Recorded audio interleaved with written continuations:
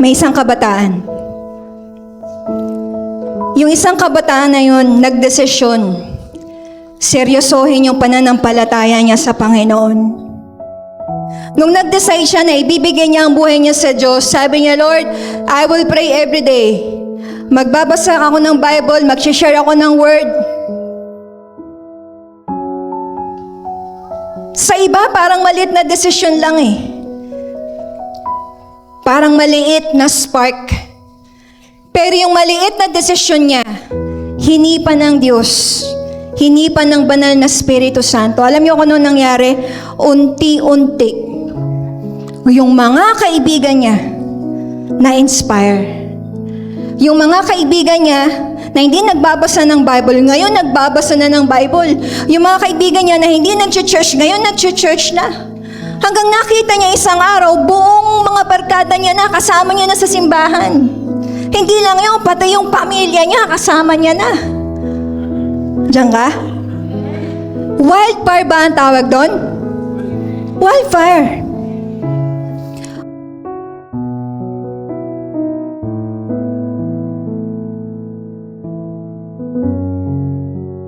Diyan ka? Kaya wag nating maliitin eh. Yung small spark ng pananampalataya dahil yung maliit na desisyon po natin na sumunod sa Panginoon ay pwedeng gamitin ng Diyos para magsimula ng isang apoy na kakalat sa iba. Andiyan ka? Say amen. Pag binapuyan ka ng Diyos, anong gagawin mo? You need to spread that fire. Spread like wildfire, ika nga.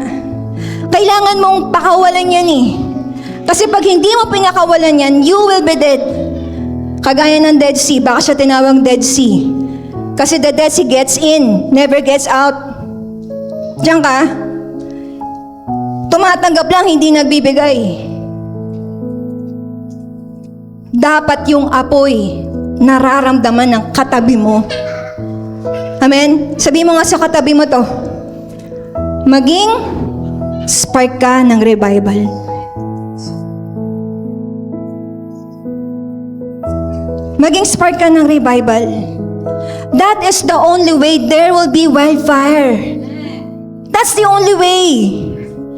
Isang tao na magdidesisyon magbigay ng buhay sa Diyos, seseryosohin yung pananampalataya niya sa Panginoon, makaka-inspire ng iba, makakapagdala ng pamilya sa simbahan sa Panginoon. Ang tawag doon, wildfire.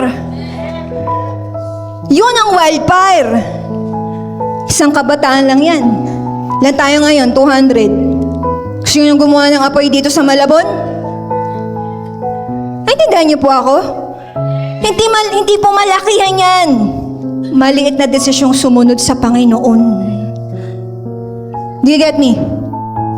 Now, bigyan ko kayo ng plot twist. You ready? What if may twist yung storya?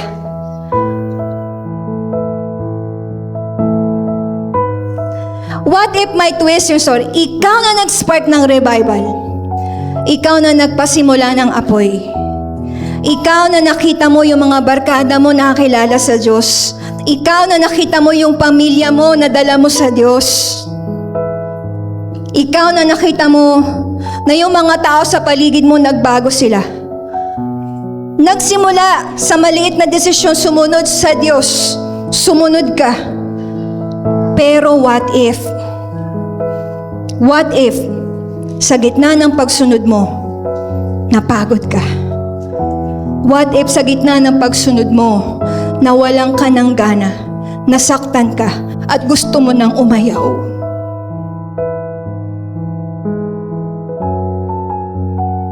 What if ganun yung plot twist ng storya? Pinatay ng dyablo yung apoy mo. Ano dapat ang panalangin natin, church?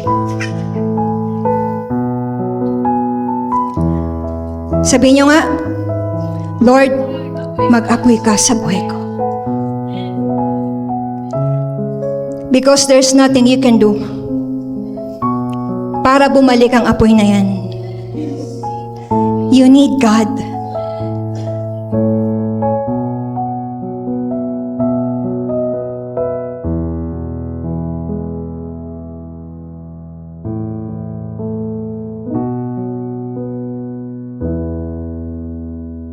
You lament before God. Ang gagawin nyo lang, tataas nyo yung kamay nyo sa Panginoon, whatever you're going through today. And you will tell God, Lord, ayoko na sana. Kaya lang eh. Lord, pagod na po ako. Ayoko na talaga eh.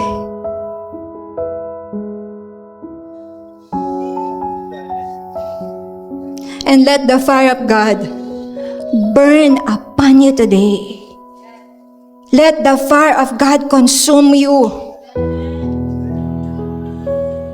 Hayaan natin na yung apoy ng Diyos, ibalik tayo sa pagsamba.